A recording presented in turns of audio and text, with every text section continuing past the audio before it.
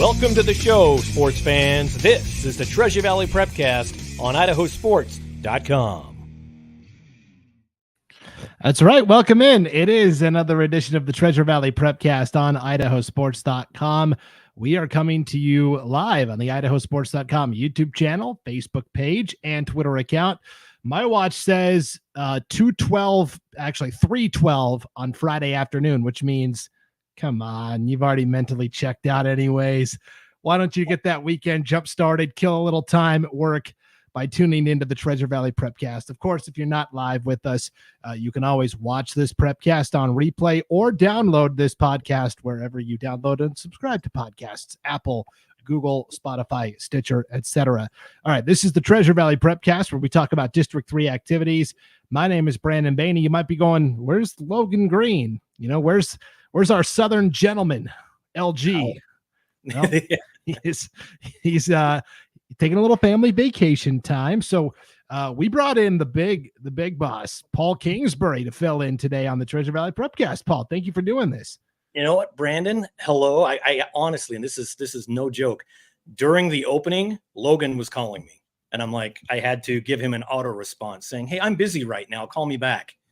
Covering for you while you're going to a Panthers-Bucks game on Sunday. Yeah. He actually paid money to go to that game too. Not a lot, but he paid money. Logan, a true glutton for punishment. Of course, anybody that's tuned into the show knows he's North Carolina born and bred, and he loves his Carolina Panthers. They are not good, unfortunately. So their owner's a slob. I mean, it's terrible up and down the ladder there, North Carolina. Real mess, for sure. So, hey, have fun, Logan. He'll be back next week on the Treasure Valley Prepcast. In the meantime, Paul, we got a lot to get to because there just seems to be every year in Idaho, it's like a virus that spreads. You know, it started with a handful of holiday basketball tournaments, and then it doubled the next year, and then it tripled the year after that. We have so many holiday hoops tournaments. This is a good thing, though, I think. It is, and teams going out of state to do holiday tournaments, which, you know, we saw a lot of this year.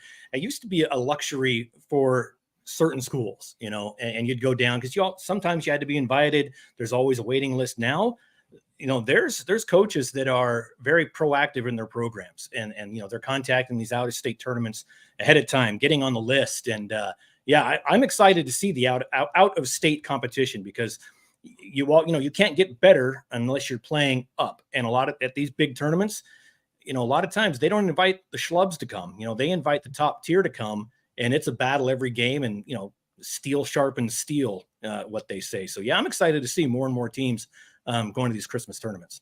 Yeah, for sure. I figured we'd start on the girls' side and then kind of work our way through what happened in boys basketball. So on the girls' side, of course, one of the largest tournaments, might be the largest girls' basketball tournament of the year, the annual Timberline tournament. This is co-hosted by Timberline and Bora Timberline, right?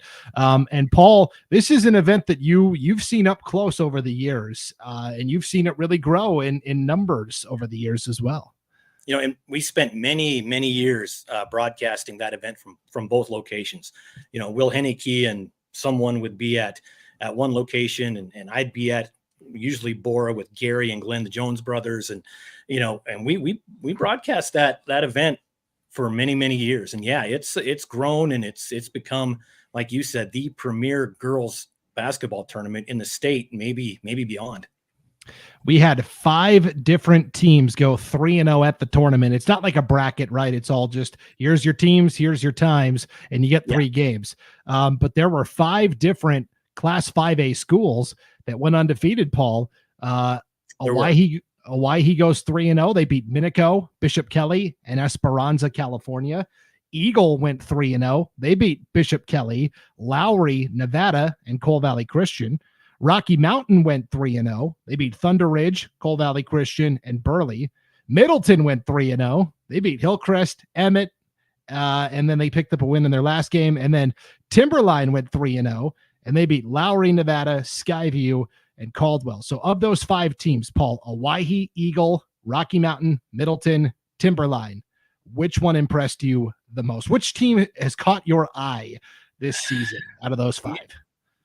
first I want to say, if you look at it, it looks like they schedule this tournament in order to give those 5A SIC teams some nice stay sharp games. Out of all those 3-0s, they played one other 5A team, Thunder Ridge. Everything else was 4A and below, which is just something I picked up on. I went, hey, if you're going to host a tournament, you might as well use it to your advantage and hone some skills in the meantime. But looking at it, Middleton is always fun to watch. Timberline. So out of those 5, Eagle, I think is one of those that is impressive. Owyhee was the most dominating, I think, against those schools. So I really can't have any conversation about Treasure Valley high school basketball without Owyhee being in the mix, boys or girls. And so, Owyhee, I think, is a team that, from the looks of it, is going to be one of the possibly 6 teams on that bracket here in about 6 weeks. Yeah, it's going to be a really interesting fight to the finish in this 5A SIC. Owyhee is 3-1 in league play. Their lone loss was to Rocky Mountain by 10, 56-46. And that's the team I've kind of been keeping an eye on all season long, is Rocky Mountain. They got all the way to the championship game last year. They brought back their dynamic guard, CC Legaspi, right? She's back. It was fun to watch. Yeah, she's a really fun player. And Rocky has kind of very quietly gone 11-2 so far. They're 4-0 in conference play. And, using the theory of a lot of people think Boise is the best team in 5A girls hoops this year. Yeah. Boise has 1 loss. It was to Lake City. Well, Rocky Mountain is the only team that's beaten Lake City. So, I mean, correct. I don't know, using that circle of who's beaten who. That's correct. I don't know. I think Rocky's pretty good. They are. And looking at that circle of life up there, Coeur d'Alene was kind of looking at the team to beat this year. And with that circle, that Lake City Coeur d'Alene game is really going to be the show me game. But that's a North. I'm sure you and Ryan talked about that. I haven't watched it yet, but I'll go back and watch the North Idaho Prepcast. But the 5A girls did that tournament last year, and there was just so many exciting players, especially on this Rocky Mountain team. They were an absolute joy to watch. Head coach BJ Humphreys, great coach, great guy. I don't like talking to him because he's here and I'm way down here, big tall guy, complete opposite of me. But you're right. Rocky Mountain's one of those teams, and 5A SIC, a lot of everywhere else in the state sees it unfair, but they could grab 6 of the 8 spots on that tournament. And everybody you mentioned, plus Boise, it all comes down to what happens in districts, of course, now to see who goes out. But it's going to be we call it the second half of the season, but really it's the final third of the season. Once you get into January, they pack so many games into November and December that once you get into January, everything counts. Everything matters. And what I've loved to see this year with the 5A teams is they've all kind of played each other. So we all have these data points, right? Lake City and Coeur d'Alene have played Boise and Rocky Mountain. Rigby and Coeur d'Alene played at the Tarkanian Classic in Las Vegas, of all places. They played 2 Idaho teams met the semis there in Vegas. You had Rigby, who beat Owyhee. Owyhee beat Rocky. Rocky beat Lake City. Is Rigby the best team now? I don't know. So I had a really hard time filling out my my poll this week for the first media poll of the year. Ultimately, what I settled on was Lake City 1, Boise 2, and then Rigby 3, Coeur d'Alene 4, Rocky 5. So why did you put Rocky above or Coeur d'Alene above Rocky? That's just me being curious. Because Coeur d'Alene played Rocky pretty tough and lost. And then I think they have played a tougher schedule thus far. But I mean, it's splitting hairs, really. Seriously, just asking. There was no accusations or accusatory tone there. I used to be the one to do the media poll, and some weeks, if you're really busy, you kind of do what everybody else does and goes, there we go. And those weeks when you do the job and like what you do the research, and it can come down to, like you said, splitting hairs, where you could have 4 different teams in a 5 spot, but you have to pick one. So I respect the work you do on voting for IdahoSports.com in those polls. It's not an easy gig. Yeah, it was hard to sort through the data. So I think Boise and Rocky, both look good. Middleton, Owyhee, Eagle, I feel pretty good about those three teams as well. And then my question is, if there is going to be a sixth, who is it? Timberline? Is it Bora? I don't know. I feel really good about the five teams though at the top of the SIC, and whoever has to play that second place team from the north, either Lake City or Coeur d'Alene, it's going to be a tough battle. But as we saw last year, Eagle beat Lake City, and so in that state play-in game, so anything can happen for sure. Also at the Timberline tournament, Capital, Meridian, and Mountain View all went 2-1. They're all kind of in the middle of the pack in terms of the SIC this season. Kuna, Bora, and Centennial all went 1-2. I think the most heartbreaking losses were for Centennial. They lost in overtime to Twin Falls by only 7. They had to play a really good Esperanza team from California. They lost that game 52-38. Kuna lost on the last day to Lowry, Nevada by a single point, 56-55 in overtime. We had a couple OT games on the third day of the Timberline tournament with Centennial and Kuna. Yeah, and overtime is always a great way to gauge really how your team is, because anybody can play in those normal 3/4, 3.5.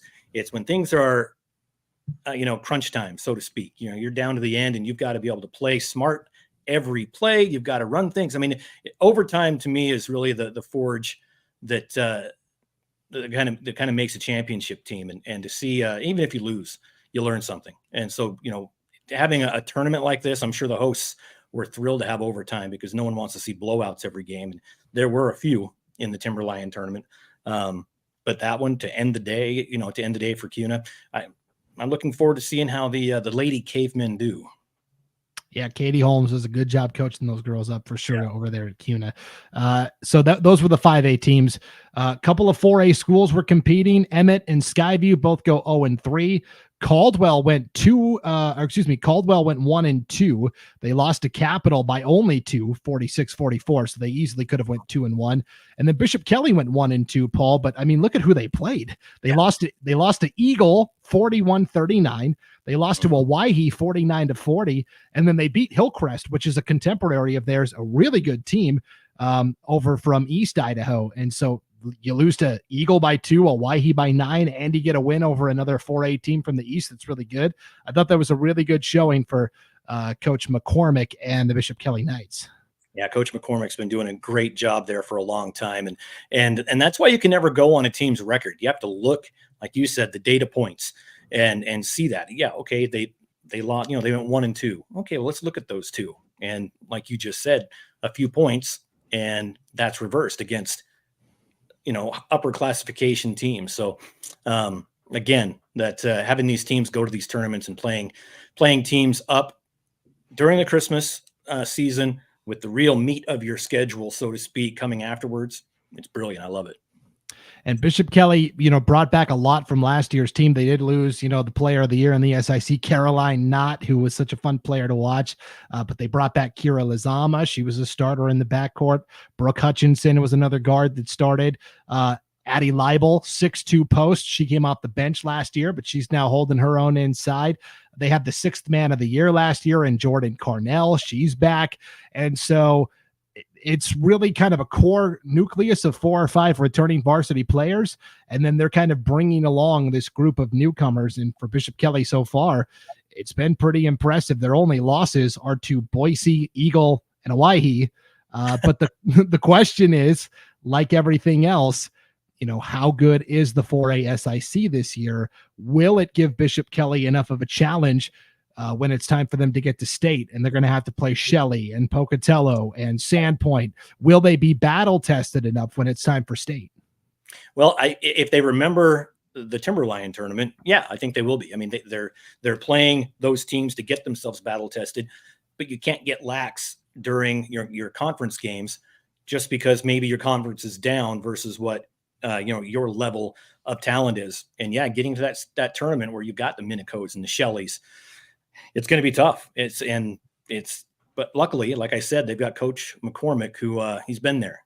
He's been there before. He's led teams there before. He knows what he's doing.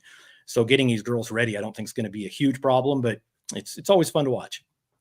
We had a pair of Class 2A teams competing at the Timberline tournament as well to kind of round out. Credit to New Plymouth. I mean, they came and went 0-3. They lost to Burley, Caldwell, and Meridian, but they've got a first-year coach in Tara Lake. She was previously an assistant coach at Middleton High School. And then, hey, if you've got a chance to take a head coaching job, you take it. Right. Kind of a bonus. Her daughter comes along with her and is one of the best players in the 2A Western Idaho Conference this year. So this is a New Plymouth team that said, let's go challenge ourselves. They go 0-3. But I was pretty impressed with their ability to take on the challenge, knowing that, hey, we're going to take on much bigger opponents here. Right. And that family relation goes to Fruitland, where Willie Lake is the girls coach. And so earlier in the season, Willie always submits scores to the media, and he included in there, my niece torched us for like 29 points. Don't say anything, Kingsbury. It's always fun. I've known the Lakes a long time, and Willie especially, and great people. But New Plymouth going there, getting tested. They went 0-3, but they played some good teams. They played some upper classification teams. So you're going to see 3 losses on their schedule that should be there, right? You're not going to go undefeated playing teams like this, and it's always fun for me to watch the Pilgrims, and we'll talk about the boys' side as well. But good for them for showing up and competing hard, because they did. I mean, they didn't really get blown out except to Meridian in that loss. Everything else was pretty competitive. Yep. And for Coal Valley Christian, they went 1-2. They picked up a win over Mountain View, a 5A school, 43-38. Now, this is a Mountain View team that's down quite a bit. They had some players transfer to other schools in the 5A SIC. And so they are pretty much hitting the reset button and starting over there. But outside of that, they lost to Rocky Mountain by only 9, 53-42. And they lost to Eagle by only 7, 56-47. Did I do the math right on that? Or is that also a 9-point loss? Yeah, it's a 9-point loss too, 56-47. Either way, we know Coach Matt Beglinger never wanted to back down from a challenge. No. He thinks his team's good enough to win the 2A WIC, and I'd say based on these results, I'd back that up. Well, he's bringing back some good players as well. Wetzel and Froz, and like you said, Bedlinger, he's been there a long time, and he's always been a good friend of the program, by the way. Coach, if you're watching or listening, love you, buddy. He's always been very helpful with us when he was the AD there, everything. And I've broadcast that 2A girls bracket quite a few times in the last few years, and it's always been great seeing Coal Valley that they always put on a good show for everybody, and they're always good. I mean, Coal Valley is just one of those teams where you just know without looking at their preview that they're probably going to be good this year. Yeah, Coal Valley's only losses this year were to Centennial by 6. It's a 5A school. Parma by 6. Very good 3A program. Very good. Grangeville by 4 in the second game of the year, and Grangeville's no slouch. They'll be at state this year. And then these 2 losses at the Timberline tournament. They beat Melba in the first matchup by 3, 55-52. Rematch comes in Melba Thursday, January 18th. That's one we'll circle on the calendar, Paul. Oh, that's always it turned into a great rivalry over the last few years with the Clark sisters coming through Melba and kicking them up, to the top of the standings year after year after year.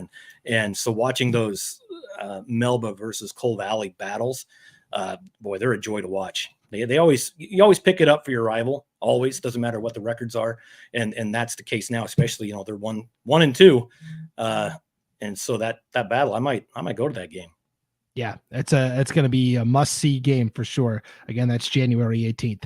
All right, that's the Timberline tournament. What else was happening? Well, Parma was hosting their annual holiday tournament as well. 8 teams got together locally from the Treasure Valley. Valley View took 7th place. They went 1-2.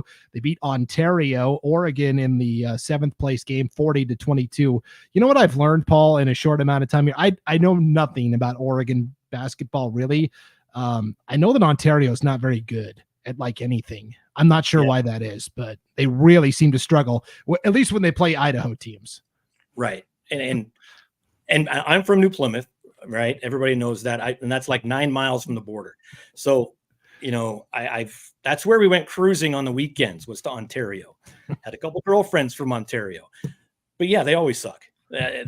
For whatever reason, they do. And they had a chance at glory when they had Tony Cade coaching their football program, and they ruined that when he left. But Vail, which is just down the road for them, is always dominant, which is crazy that you've got Ontario, a few miles down the road, Vail, and even Nissa, dominant.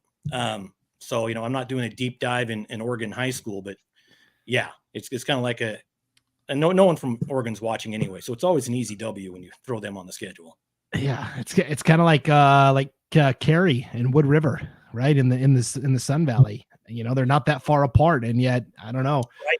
Yeah. It's an interesting dynamic. So Valley View took 7th. Basically they haven't caught up to the Treasure Valley, where kids just transfer everywhere willy-nilly, and it's the Wild West. And can you say bona fide? We'll edit that out, folks. Don't worry. Oh yeah, it's not like this is live or anything. Oh boy, I knew there was a chance bringing on Kingsbury that he was going to come in half cocked, and here we go. Nampa Christian took 5th at the Parma Holiday Tournament. They went 1-2. They lost to Gooding 46-40, or they beat Gooding by a point, 46-45, to take 5th place there.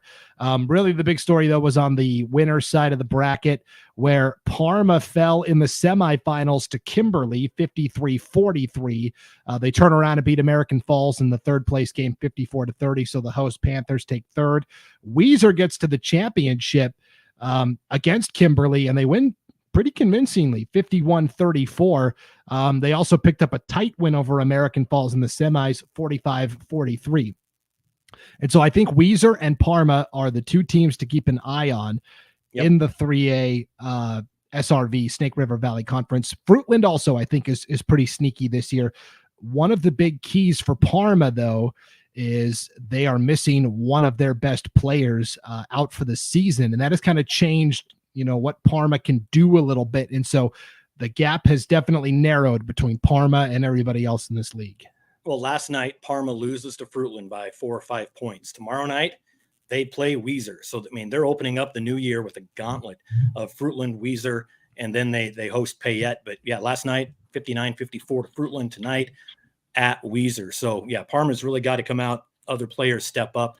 It's always fun seeing a Parma team with a winning record, and Parma's had some really, really good girls basketball teams over the years, and this one I think can probably match that.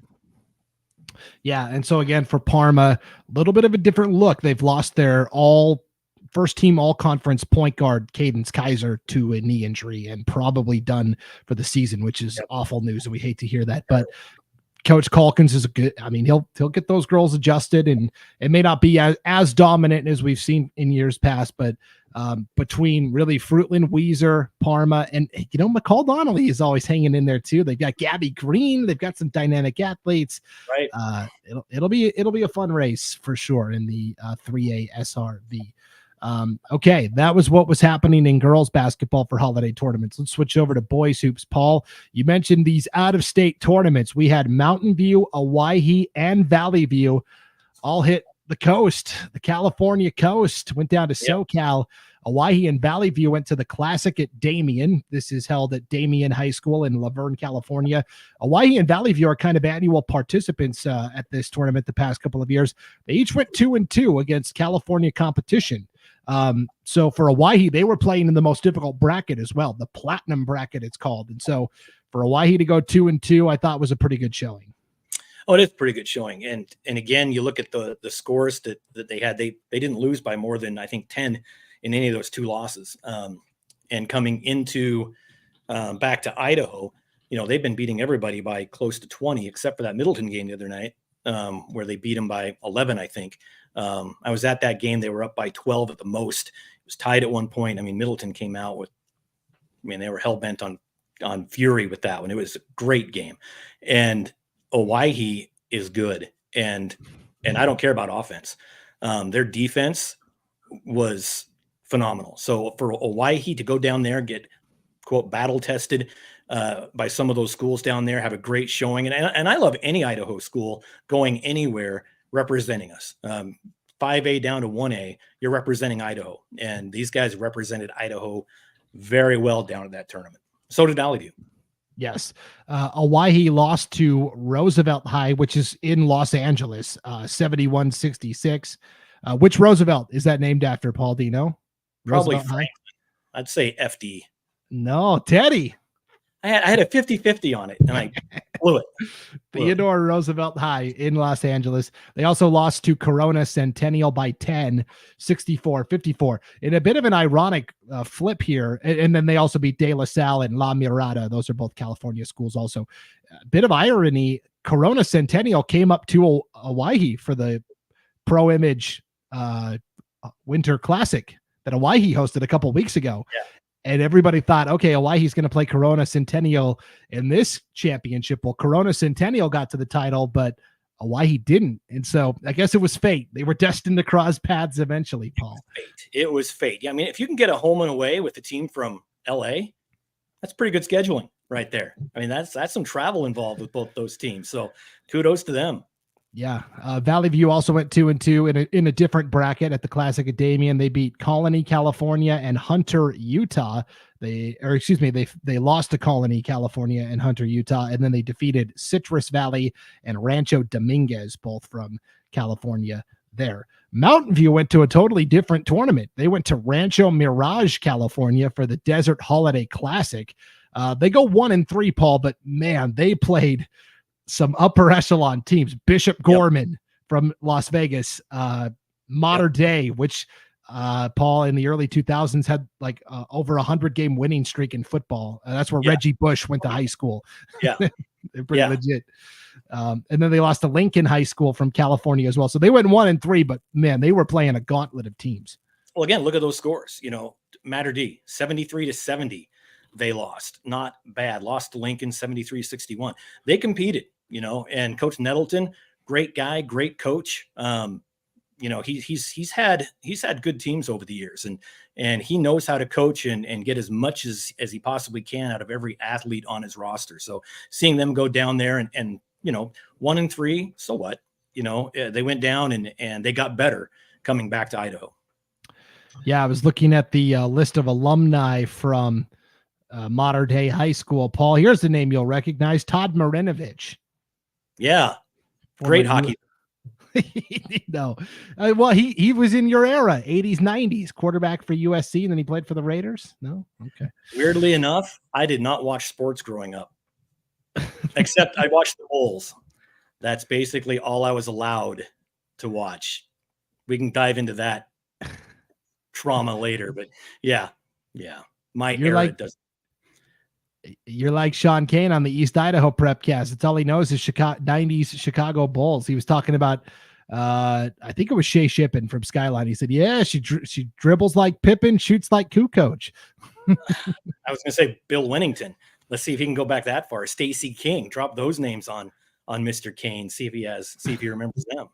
Yeah, for sure. So congratulations to Mountain View going 1-3 at the Desert Holiday Classic. And then, they got right back into league play as well here, starting out the new year. And they picked up a big win. I'm trying to remember who that was against. It was just last night or the night before. Mountain View is now 6-4 overall. They are 1-0 in conference play. Paul, they beat Nampa in their conference opener, 46-43. So a nice win there for the Mavericks. Okay, let's go to the East Idaho Holiday Shootout. This was over in Idaho Falls. Skyline, Rigby, Idaho Falls, Bonneville all kind of teamed up and combined their powers like the Captain Planet Planeteers and put on this tournament. Meridian, Timberline, Boise all went over to compete. Meridian and Timberline each go 3-0. Paul, kind of an underreported story. Timberline is 10-0 in boys hoops. They haven't lost yet. Coach Noble, great guy. I mean, used to be at Oakley, and here he is, and just a great guy. And Timberline, I've always liked Timberline. Tall Grop, the AD, he and I have known each other a long time. Coach Noble, it's a good school. Got nieces, nephews going there, and so you're right, 10-0 for Timberline, but nobody's looking at it's Timberline. Everything is Owyhee. Everything's Owyhee and looking down from there, and I think Timberline might be okay with that. Sometimes if you're below the radar somewhat, well, sometimes you get overlooked. And Timberline, I think they don't care about the in-season recognition, if they're the ones holding some hardware at the end of the year. Yeah, and Timberline, picked up a nice win over Rigby, 39-24 at the East Idaho Holiday Shootout. Conversely, Meridian beat Rigby, but it was only by 5, 69-64. Also, Timberline has beaten Eagle this year, and Eagle was kind of viewed as the other team maybe at the top of the pecking order with Hawaii. They beat Eagle right before the holiday break, 49-46. So this Timberline team is no joke. Oh, yeah, and they're not scoring a ton of points, which means they're great at ball control and defense, and that's just what you see with that. And those are the kind of teams that Coach Noble tends to produce. And if you're playing good defense, I'm a firm believer, defense wins championships. It's not about how many points you score. It's how many shots you let the other team take. And it's going to be fun watching them looking at them. They've got Meridian tonight. That's a good one to watch. But being at Middleton next Thursday, that's one that I think Logan and I might do. I think I want to be there for that one. So we might be throwing that one on the schedule. Yeah, I've already started kind of sketching out games we should go cover. That was at the top of the list for sure. Yep. Timberline at Middleton next Thursday. They've got a kid that could really fill it up, Alex Coe. He can get hot from the perimeter, and man, he's a fun player to watch. I got to see him last year at State, and yeah, he's a fun guy for sure. So way to go, Timberline 3-0, Meridian 3-0. Boise went 1-2. They lost to Rigby and Madison. No shame there. They did beat Sunrise Mountain from Arizona. I got to assume they're not very good because Sunrise Mountain didn't win a single game. They lost to Meridian. They lost to Boise. But that was a Thanks good for showing up, Sunrise. Thank you. Yeah. Yeah. I guess the sun is set on Sunrise Mountain. Ooh, nice. I see what you did there. Yeah, this is why I get paid the big bucks. So I ticked off everybody in Oregon, and you just ticked off everybody in Arizona. Yeah, the likelihood of people from Arizona listening a little lower than Oregon, I feel like. Oregon's a border state. Probably, you're right. Yeah. Okay, one last 5A team to talk about. Rocky Mountain. They went up north to the Avista Holiday Tournament. This is annually hosted by Lewiston and Clarkston High Schools. They held it at Lewis and Clark State College there in Lewiston. You might be thinking, geez, why did Rocky Mountain go up to this tournament? That's kind of unusual to see somebody go north. Well, there's a connection. Their coach, Ivory Williams, is a former Lapway standout. And so he knows all about the Avista Holiday Tournament and said, yeah, let's go up there and play. And they get all the way to the championship, Paul. They go 2-1. They beat Lapway in the semifinals, 82-73. And then they fall to Lewiston in the title match, 55-39. But I thought it was a good showing from the Grizz. And Ivory, he was a standout at Lapway, a standout at College of Idaho, integral part of that Yotes team. It was fun watching him there, and now get to keep watching him coaching now. So, I've known Ivory for a while, actually slid into his DMs today asking for something, and just a down to earth guy. Everybody was surprised when he got the gig there at Rocky, right? Doesn't have the coaching pedigree for a 5A school, but what's he doing? He's winning. He's doing a great job. He's coalescing his players, and then going up there, that had to have been a blast. Having, coaching a 5A team against your alma mater at Lapway, that had to have been a blast, both for him and Lapway. I mean, the hometown boy coming in and seeing his success, that's just a story that I love hearing. And so, kudos to all of them for that. And I'm sure he didn't mind beating his old team either. Definitely. Case Wynot for Lapway scored 48 points against Rocky. Wasn't quite enough as the Grizzlies win. They should have passed the ball more, I think, is really what happened there. And we talked about this on the North Idaho Prepcast about Case Wynot from Lapway. He's getting very close to breaking Idaho's all-time scoring record for points. That's going to happen probably in the next handful of games. But we talked about a big misconception is everybody, I think, assumes that, he must shoot it, 30 times a game and just be a ball hog. And it's the exact opposite. He has so many triple doubles throughout his career, which means you have to be getting assist numbers. He will get the rebound, and the first thing he does is looks up court to see, can I snap a full court pass to, because that's what Lapway does. They just go. And so He has been such a fun player to watch, and we're going to be working out a story about Case Wynot up there at Lapway on IdahoSports.com. So stay tuned for that, Paul. Yep, he's a fun kid, and that's the type of player that college coaches love. He can score at will, but he doesn't. That's just a trait that you can't coach that. You can't coach a kid to be unselfish. And even though he's leading his team in points, he's also leading his team in character. And I think that's better than points, in my opinion. Yeah. And committed to Utah State University. Yep. So we'll see how that goes there. All right, let's go to the Parma Holiday Tournament boys edition now, where we'll start from the bottom and work our way up. Tri-Valley takes 8th place. They go 0-3, but I mean, they were by far the smallest school at this thing, Paul. They had to play Skyview, Gooding, and Payette. Hey, Tri-Valley. Yeah. Welcome to the fire. Yeah. Oh, you're exactly right. And you look at those teams and go, well, besides Skyview, Gooding, and Payette, all right. But you're still playing teams that are, way better than you, and just by numbers. And so, we love Tri-Valley. We've covered a lot of Tri-Valley sports over the years, and seeing them come here, I think that's great. Love it. Yeah, they weren't afraid of the challenge, and they pushed Payette in that 7th place game. Payette only won 56-51. So, congratulations to Payette for taking 7th place. Columbia took 5th. The Cats go 2-1. They lost to the Owyhee JV right away, 71-42. And I think, a lot of the Owyhee JV players could go be starters at a lot of other schools in the SIC. So that's not necessarily a bad loss. They rebound to beat. Oh, go ahead. Go ahead. No, go ahead. I was just going to say, on paper, anytime you see lost to a JV team, people go, oh, wow. But you filled in exactly what I was going to say, where it's basically varsity A and varsity B at Owyhee. So there's no asterisk attached to that loss at all. Yeah, no way. And then after that, they rebound and beat Payette and Gooding in the 5th place game. So Columbia goes 2-1.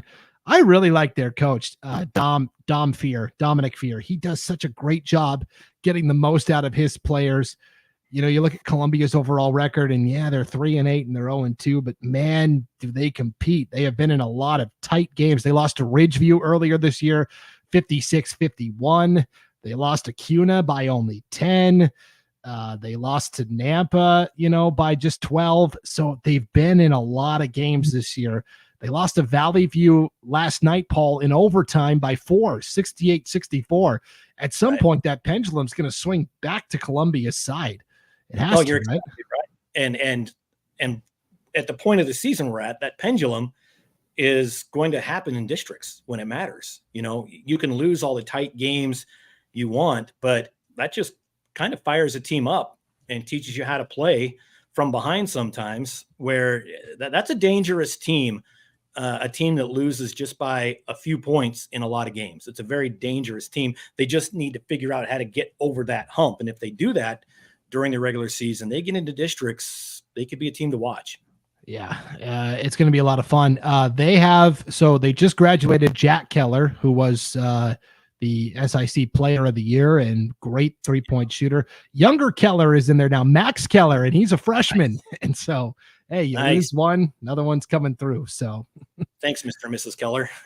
Good job. Good job on that. Yep, for sure. So Columbia, I think, is a team to keep an eye on. They will play Bishop Kelly for the first time on Tuesday, January 16th. That's when I'll be watching with a lot of interest there for Columbia. Parma, the host school, they took 4th place, Paul. They went 1-2. They fell to American Falls in the 3rd place game, 68-62. But, this is not your typical Parma team. Parma's been down the past couple of years, but man, they've got a first-year coach, familiar name, right? Tanner Kramer. And already, you can see a difference in the way Parma's preparing and competing. You're right. And you look at Parma over the last few years, and I mean, it's no secret they've struggled in a lot of sports, football, one especially. And of course, their best program is probably their JV baseball program is probably the best. Head coach Will Henneke, taking that place, taking them to glory. But you're right. In basketball, it's like when I grew up, Parma was in our conference, and they were tough. They were always tough. And to have that Kramer name there in Parma, which is, of course, I'm going to guess his grandpa is Mr. Kramer that played for the Packers in the Super Bowl. He still lived around there. So, it's a winning pedigree, so to speak. And if you can just get the right players in the right spot, see what happens. But I always root for the underdog and teams that aren't doing so well to do better. And I'm excited to see that for them. Yeah. You're talking about Jerry Kramer from the Green Bay Packers, Sandpoint native. Yep. I Googled Jerry Kramer, but it was just a bunch of Seinfeld clips. So yeah, lived out in Parma forever. So yeah, that's where he lived. Okay. With his family coming up. Yeah. Yeah. Okay. And then in the championship, Skyview took down the mighty Owyhee JV 70-66. Really tight game. They beat Tri-Valley in the opening round, Parma in the semis, the Owyhee JV in the championship. So Skyview goes 3-0, and they're the team everybody has kind of circled, right? We kind of like Bishop Kelly as the leader in this 4A SIC this year, but Skyview with the transfers that have come in, Paul, they picked up a couple of former Melba Mustangs. One we kind of heard about during football season, Cash Buse, who quarterbacked them, but they also picked up Tucker Lober from Melba as well. And those two guys have really combined with Mason Cron and some of these other guys. People forget, Paul, Skyview was a Final Four team last year. They were playing on semifinal night at the boys 4A state tournament. Right. And Skyview is another one of those teams with a history, and to see them coming out like this, getting a couple of true bona fide moves from Melba, I think is great. I loved watching Lober and Buse. I'm glad that Cash had some success at quarterback there. Tucker, those two are fun players. I've done the 2A boys teams as well. And just a pleasure to watch every year. So that was a huge get for Skyview to add to an already very good roster there for the Hawks. Yeah. Skyview is 2-1 in league play. Their lone loss came to Ridgeview by a bucket, 67-65. When does that rematch happen? Not till the end of January. You're going to have to wait. But next Friday, January 12th, they travel to Bishop Kelly to play the Knights for the first time this year. But really, to me, BK, Ridgeview, Skyview, those three duking it out all year. And Ridgeview, of course, is going to try to qualify for state for the first time in school history. That's a team Logan is really high on. He got to see Ridgeview play at the Capital Classic to start the year on IdahoSports.com. He really likes Ridgeview. So, yeah, Ridgeview, a new school here in the Valley. Good leadership at the top there in athletics for them. And of course, we've got our own Clay Hatfield as a teacher there. So that ups their resale value immediately there at Ridgeview. But Ridgeview, being in second place in the 4A SIC, that's great for them. Usually you have to kind of scroll down to see where Ridgeview's at. And to see them now 9 games in, second place, they got a chance. And the 4A bracket's another one where the SIC, they push a lot of teams into that state tournament bracket as well. Yeah, it'll be interesting to see which two get to qualify from state. I don't think I'll have to double check. I don't know that there's any play-in games. I think it's just everybody gets their no play-in games. So it'll be interesting. Last tournament to talk about, Paul, your hometown of New Plymouth, the truckstop.com tournament. They had enough teams for 2 brackets. They've done that the past couple of years. Coach Jeff Lavender does a really nice job running that tournament. Let's start with the smaller bracket. This was kind of had some of the smaller schools in it. Garden Valley wins the whole enchilada. They go 3-0. They beat Vision Charter 52-26, and then they got a little tighter. They beat Water Springs by only 4 in the semis, 44-40, and then they beat Cary in the championship 69-52. Shh, don't tell anybody. Garden Valley's undefeated. Yeah, crazy, huh?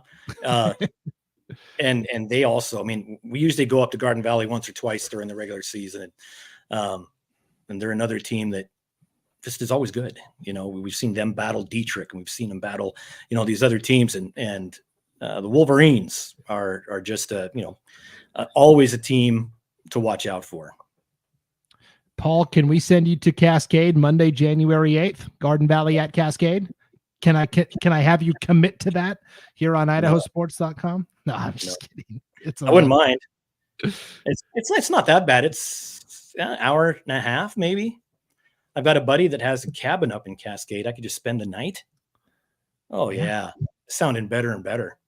I mean, the matchup on paper, Garden Valley 11-0, Cascade 8-4, but they're both undefeated in league play. Garden Valley's 3-0, Cascade is 2-0, and these are the two heavy teams at the top. Council is kind of working in some new guys. They're still trying to figure it out. We'll talk about Council here in a second, but that is the game. Monday, January 8th, Garden Valley at Cascade. And it's the usual suspects for Garden Valley, right? Tacoma Kelly, Max Yearsley, Trustin Brown is a big 6'5" presence inside. All these guys that we saw during football season. And Heather Kelly, you know, is a really underrated coach. She does a good job with these Garden Valley boys. You know, and I don't know who's underrating her, Brandon, but if you find him, tell me, and I'll just drive to their house and smack him in the head. She was the assistant coach there when when Joel LaFleur was there as the boys coach, took him to state, and now Joel is back as the girls coach.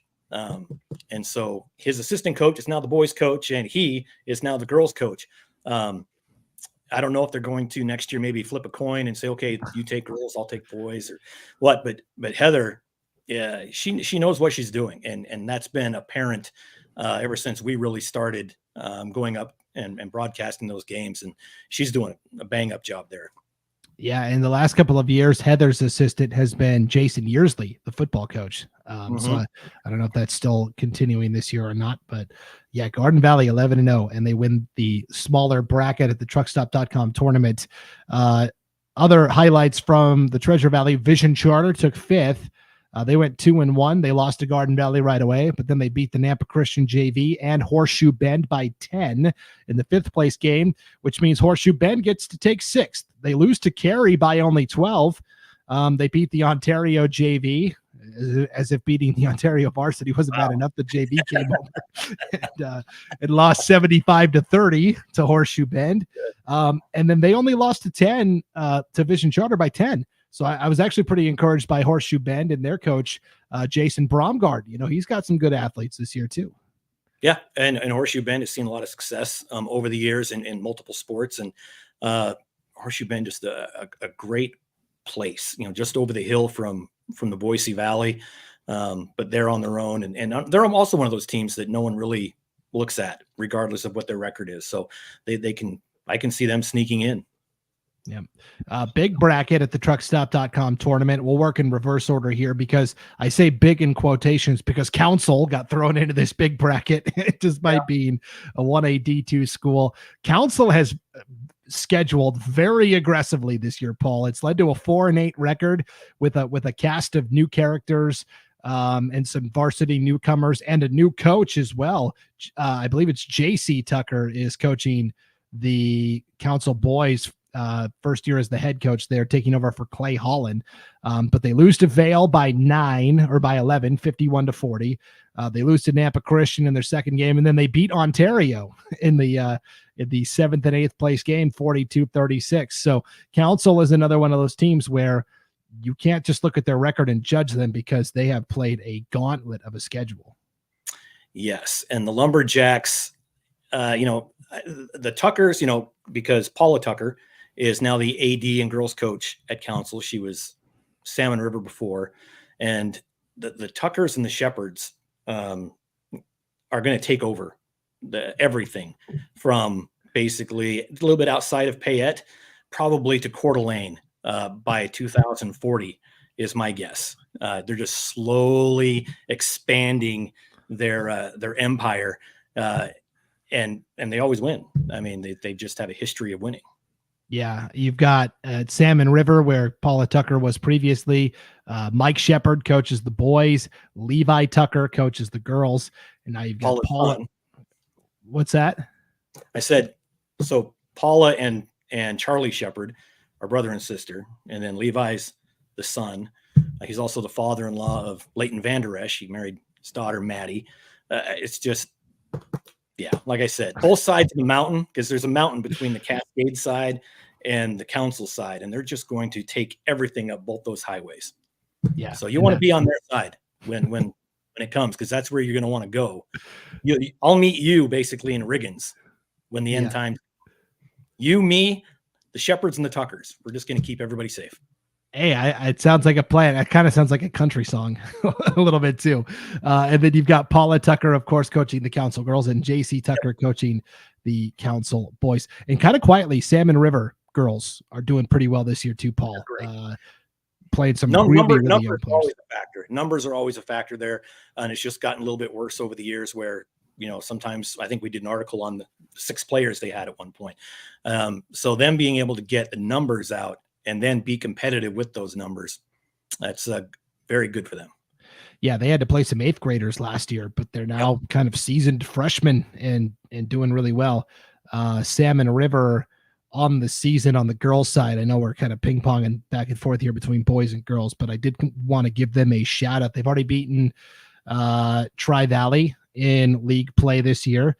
And so for Salmon River, it's been a really impressive start to the year. Ewing is kind of their best player, and she's been a really fun player to watch. So yeah, Salmon River is 6-2 overall. They're 2-0 in the conference. They're undefeated in long pin play with wins over, Council is who they beat. So they went and beat Council, the defending state champions. Now Council was missing Hope Zolman, but they had everybody else. And Salmon River won 53-45. Yeah. And it's unconfirmed, but I believe she's related to Patrick Ewing. No, that's not, I have no idea. Yeah. So they have 4 freshmen, Raiden Hayes, Audrey Tucker, Liz Markley, Taylor Ewing, and they all played as 8th graders last year. And they have an 8th grader on this year's team also, Kennedy Wilson. So Audrey's actually a great barrel racer as well, by the way. There you go. There is tidbit for you. There is 1 senior, 1 junior on this year's Salmon River team. Otherwise, it's a sophomore, 4 freshmen, and an 8th grader. They're not going anywhere. When the IHSA agreed to allow 8th graders to play, and this just happened a few years ago, I remember the arguments back and forth, and I wasn't sure which side of the fence I was, because I was never a huge fan of freshmen being on varsity, but once the reality hit of small towns getting smaller in Idaho, I think that was a great job by the IHSA to have a little bit of foresight to allow 8th graders to play in these schools, because without it, the older kids don't have an opportunity to play, and they start up. I mean, they can have 5 years on varsity. If you can get kids playing, by the time you can actually build a program at that point. If you don't have a lot of play, if there's not a lot of bodies, student body, you can build a program by having that 1 extra class. Yep. Up where I live, Mullen girls this year had to petition to get 3 8th graders to play. It gave them 6 players total. So, I mean, they don't have a season unless those 3 8th graders get to play. And so I'm glad they got the green light there. So yeah, so Council took 7th. They beat Ontario in the 7th and 8th place game. Nampa Christian beats Victory Charter in the 5th place game, 70-53. So Nampa Christian takes 5th. Victory Charter takes 6th. Victory Charter's got a really good kid, Noah Palomares, who doesn't get as much hype as some of the other, big 5A guys. But that kid can shoot it and he can fill it up. So Noah Palomares from Victory Charter, if you're looking to take in a game and see somebody really fun. Cascade took 4th, Paul. They beat Victory Charter in their opener, 69-58. And so this is why I said that Cascade Garden Valley game is going to be pretty good, because Cascade got to state last year. I got to see them play Council in the 3rd place game at state, essentially, and they went out and competed really well, and they've got a lot of the same players back from last year. So this is a Cascade team that, lost to New Plymouth and lost to Liberty Charter in the 3rd place game, but it was only by 5, 54-49. And Cascade, another team that's always had, population issues. They've had to cancel football seasons because of lack of players, and it's a beautiful place up there. I don't know why it's not booming up there. People just wanting, and I'm sure they're saying, no, stay away. But it's a great place up there. So, and we've never done a game at Cascade. That's one of the few places here in Idaho we've never done any sport anywhere. So yeah, it'd be fun to go to Cascade. You said it's in 3 days. I'll see what my calendar looks like. I thought you guys went to Cascade once last year, didn't you? No? I know we covered Cascade in the regular season. Maybe they were playing at somewhere else. Make at a liar Garden out Valley, of maybe. No, it was at Garden Valley. It was at Garden Valley. That's what it was. Coach Josh Hurley doing a great job with Cascade. Got to meet him in person last year in that third place game at state, and he is a great guy for sure. Liberty Charter did take third. They beat Cascade 54-49 in the third place game. They barely lost to Vail in the semis, 55-47. Otherwise, Liberty Charter might have been playing New Plymouth for the championship, but it was the host Grims taking the truckstop.com title in a blowout. None of these games were close. They beat Ontario 68-23. They beat Cascade 61-35. They beat Vail 76-46. Total domination from New Plymouth and coach Jeff Lavender. Yeah, Lavender, who actually, I believe he lives in Vail. He teaches at Vail. And coaches at New Plymouth. Great guy. I mean, just salt of the earth kind of guy. Good.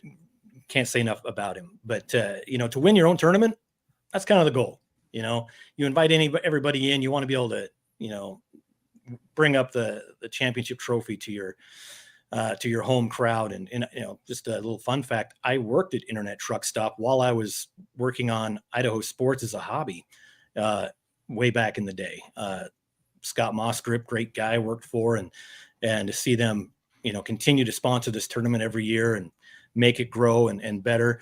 The only problem with Christmas tournaments is it's hard for us to cover because it's Christmas. It's hard to get guys out place. Hey, can you leave your family for a night or two and go cover some basketball? And we need some more dedicated broadcasters, I think, that during the Christmas season to do some of these, because I really wanted to go to that truck stop tournament. My son came home on leave, and so just didn't work out, and so we'll see what happens in the future, but I would love to start covering more of these Christmas tournaments. Yeah, it's tough. We had guys that weren't even in the state. Like, I'm in California, sorry. I'm in Denver, sorry. Like, okay, hey, what can you do? Lucas is the name. Yeah, I know, right? It's like Logan actually wrote. I mean, there's a comment from Logan here from 10 minutes ago saying Brandon's cheating on me. You could have done it.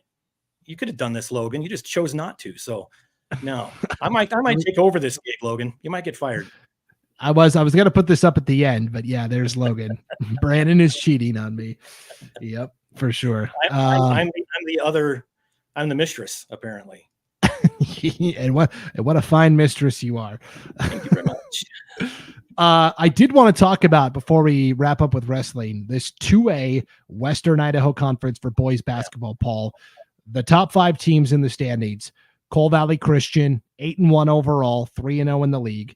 And then New Plymouth, Ambrose, Nampa Christian, and Melba are all 2-1 in league play. They've all just beaten up on each other. But look at the overall records. Coal Valley, 8-1. New Plymouth, 9-1.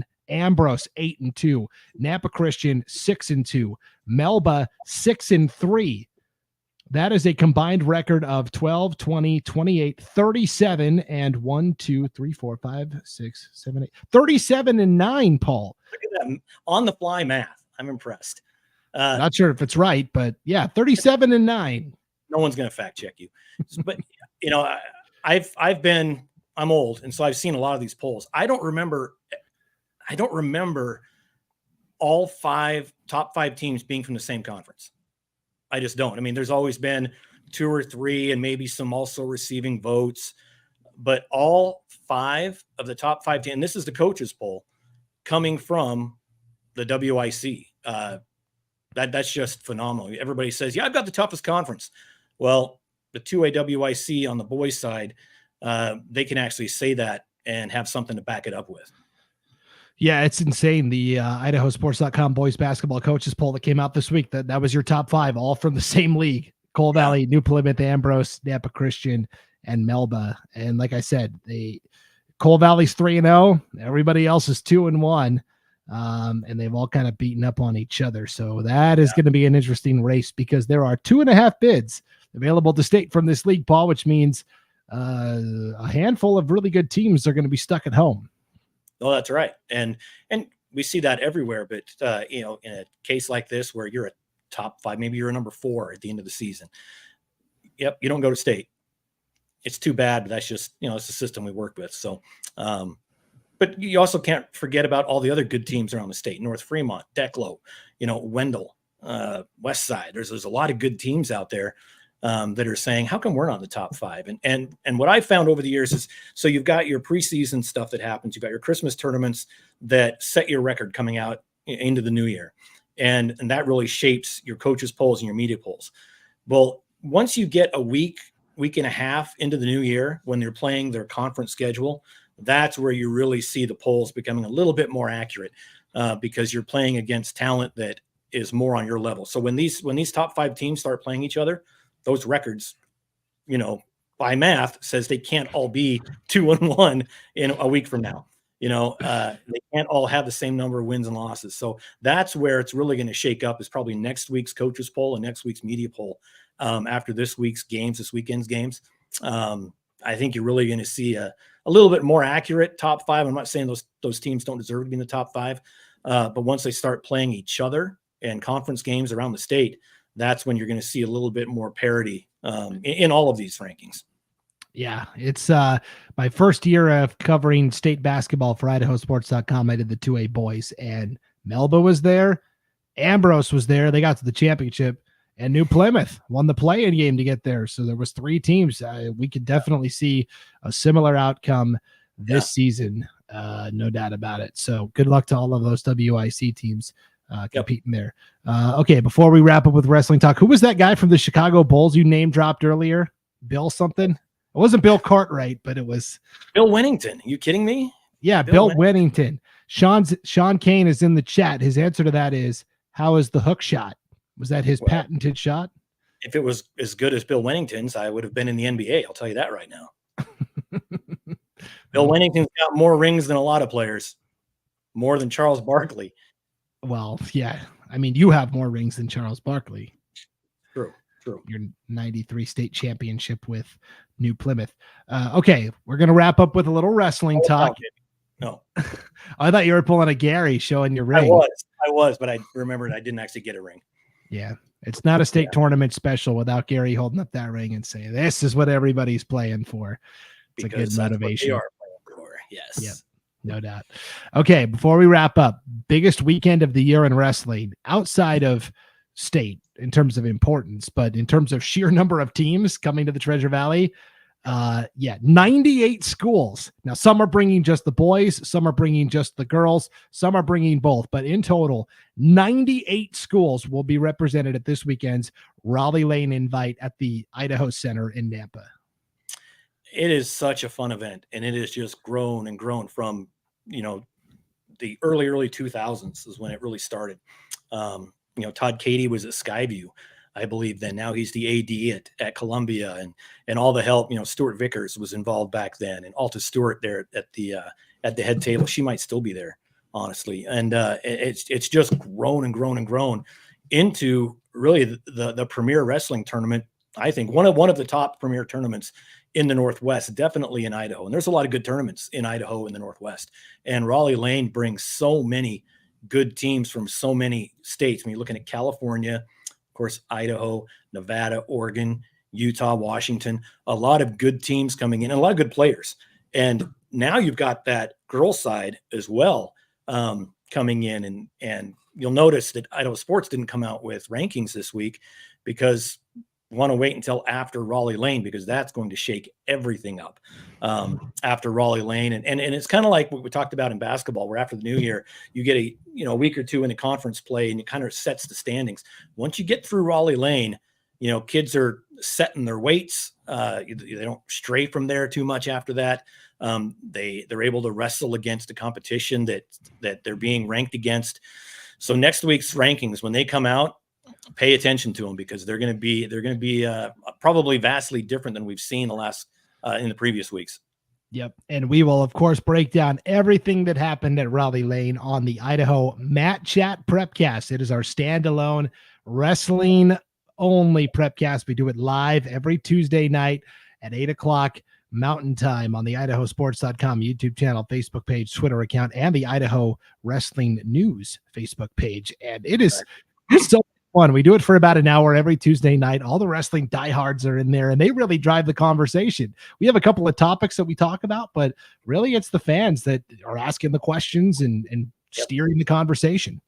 You know, the Matt Chat Prepcast is what you and I envisioned when we really started the Prepcast, of having that fan interaction, you know. And after, you know, I try to watch the Matt Chat Prepcast and just watch those comments, and even afterwards, I mean, there's 100 comments, and that's just that fan interaction. The wrestling world it's the fan base is bigger than basketball. And I found that out early on in the early days when I was just doing Idaho Sports by myself, and I realized wrestling gave us bigger numbers. So I created Idaho Wrestling News back in the day, and it went so crazy that I didn't have time to do both in the wintertime. So I kind of put everything back into IdahoSports.com, and now we're kind of do the rankings again. But that, you know, that wrestling fan base is so underserved. The sport of wrestling is so underserved. And you know what you and Jacob and Brian and Al do every Tuesday night, and you know, Al's articles and features he does, and the rankings crew, Jacob and those guys, you know, I get the fan emails from the rankings. I like to filter them before I send them on to the rankings crew.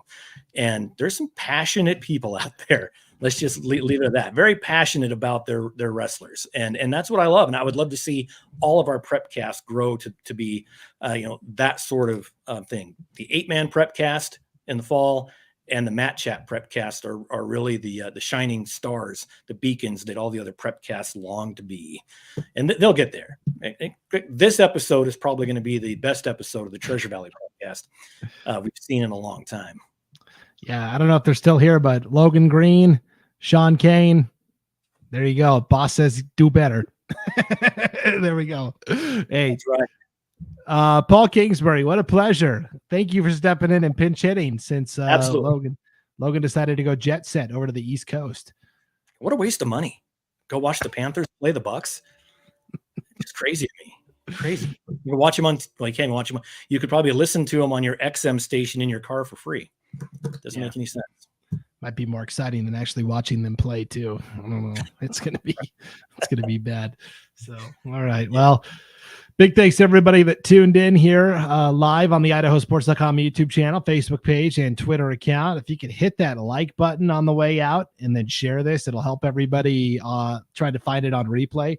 Find it a little easier amongst all the social media algorithms and everything like that. So big thanks to Paul, and I'm Brandon, and we will see you again next week to break down all the biggest stories from the Treasure Valley right here on the Treasure Valley Prepcast on IdahoSports.com.